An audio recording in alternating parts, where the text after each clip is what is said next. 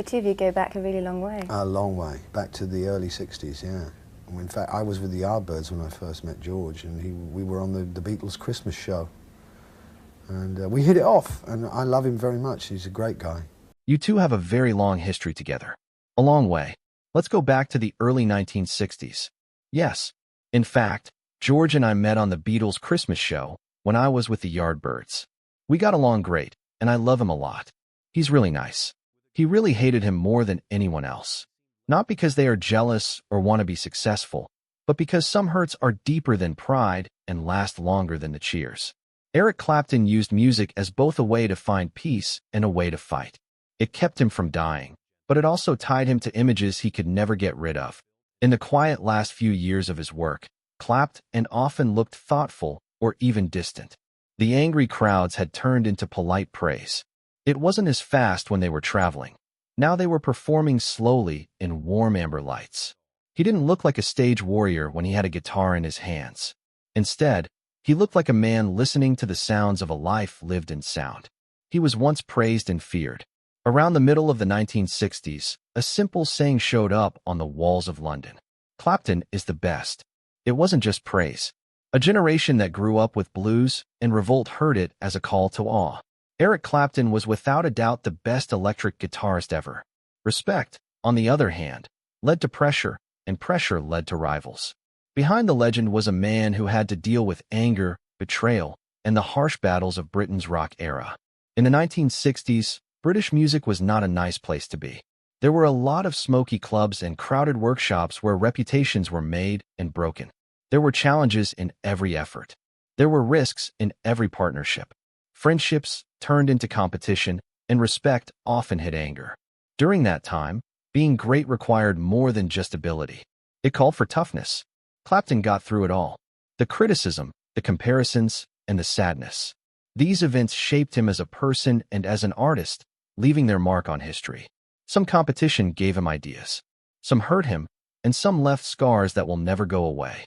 There were more than just differences here. They were important fights that made a hero and put his spirit to the test. Let's take a moment to remember who Eric Clapton really was before we start the list. The quiet English town of Ripley-sur-Uri is where Eric Patrick Clapton was born on March 30th, 19945. His life has been full of doubt from the start. Clapton was raised by his grandparents and thought they were his parents.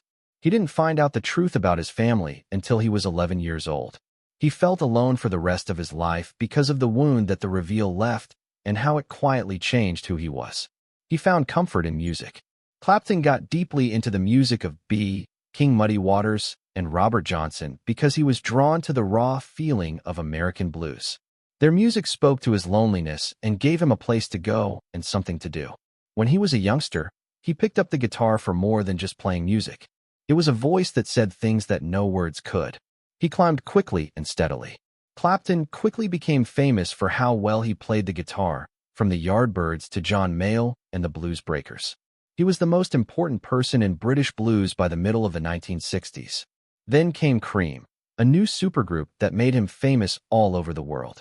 Each chapter ended with Blind Faith in Derek and the Dominoes, which added to his status as one of the best guitarists of all time.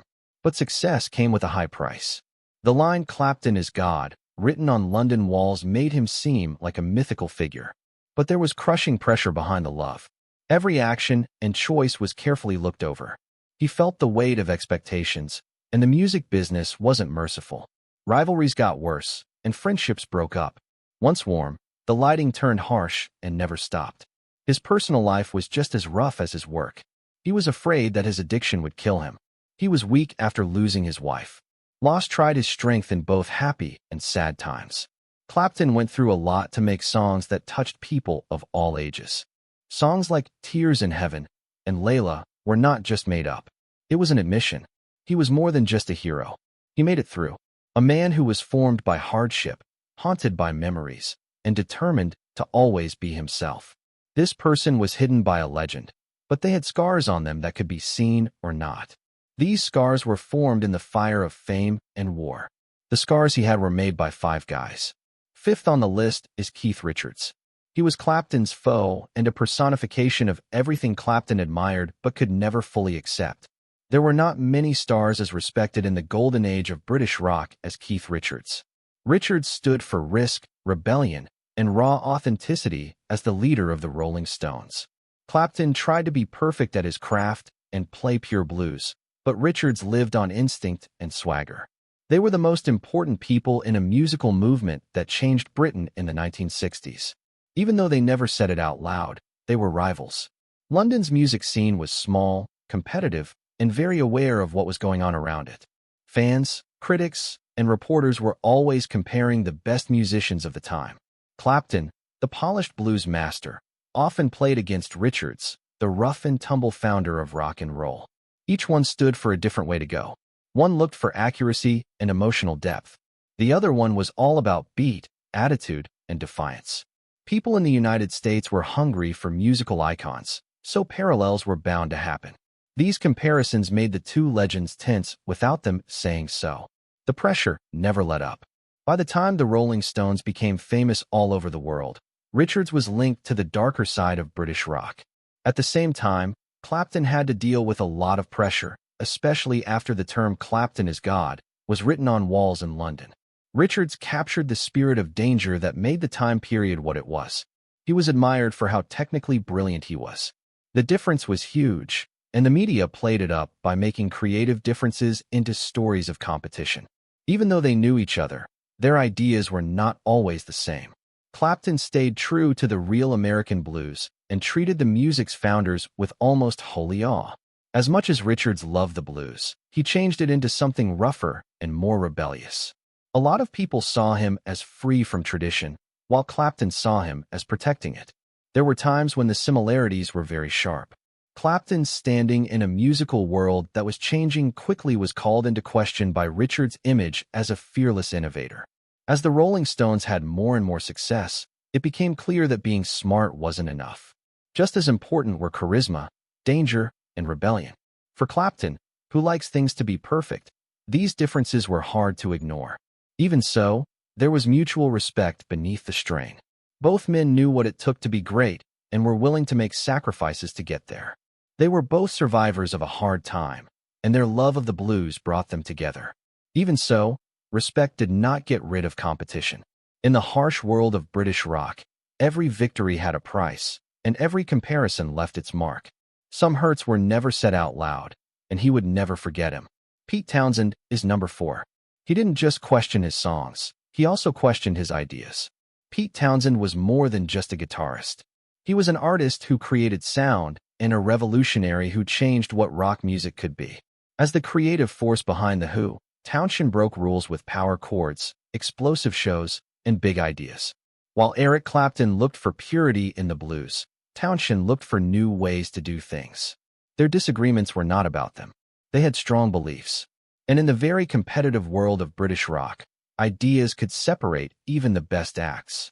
In the middle of the 1960s, both guys were at the forefront of a major musical change.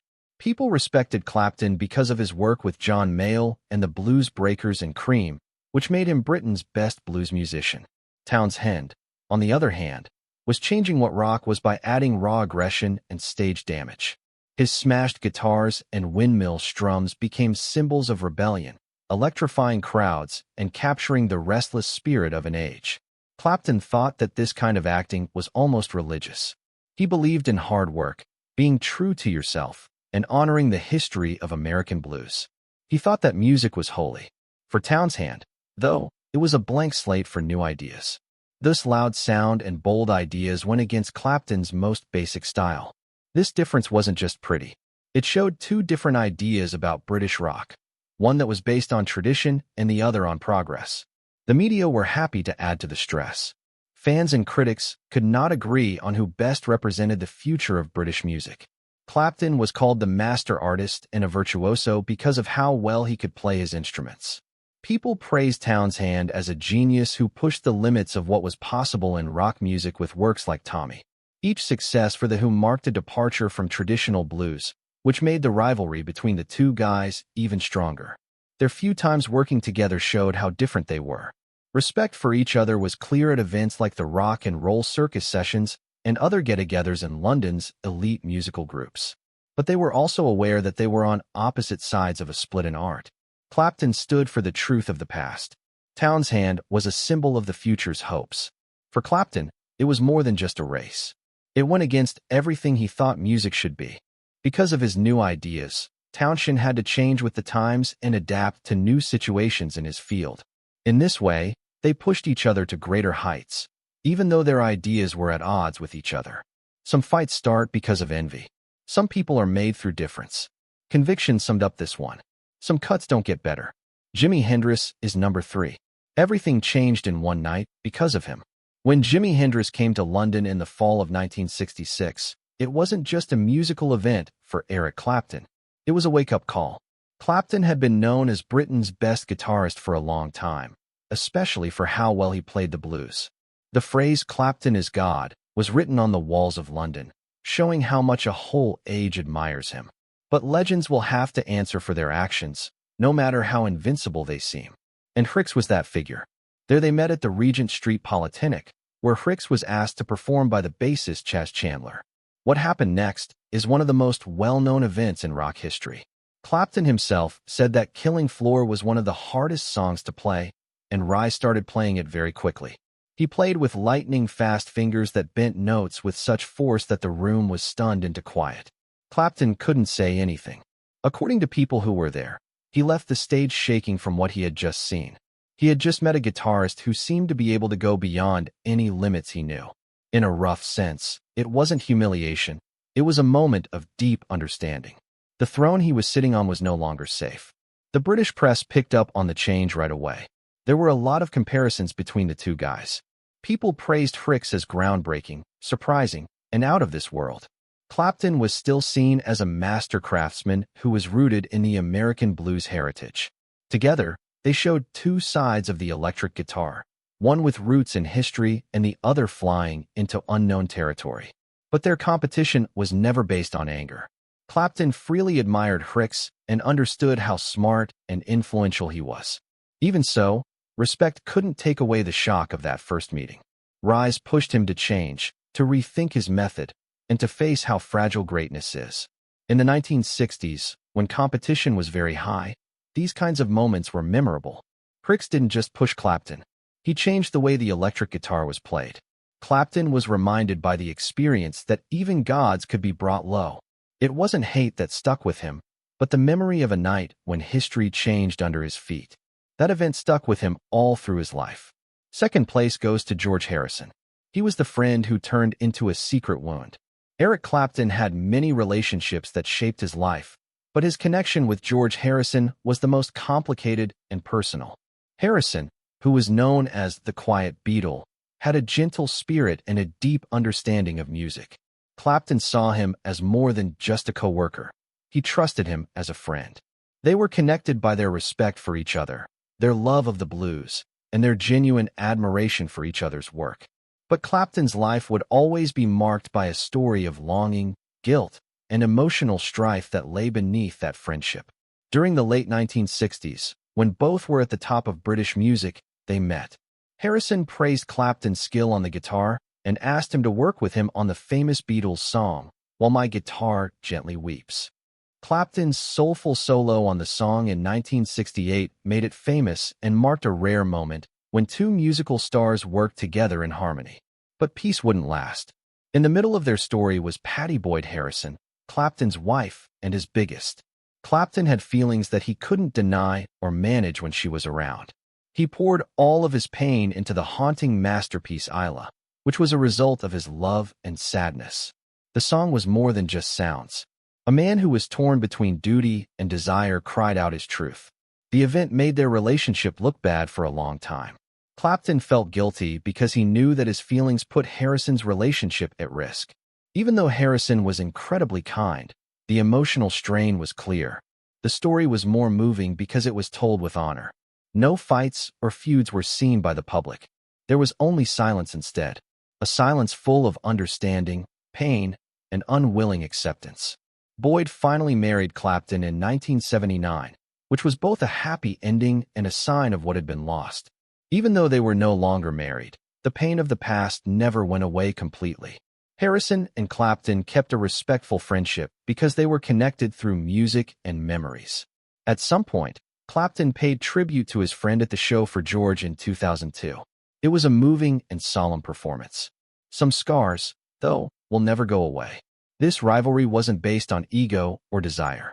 It was a wound made by love, loyalty, and the fact that people are weak. Clapton still found the image to be one of the hardest things he had ever gone through emotionally. Some cuts don't get better. First place goes to Roger Waters. He was Eric Clapton's enemy and stood for everything he could never accept.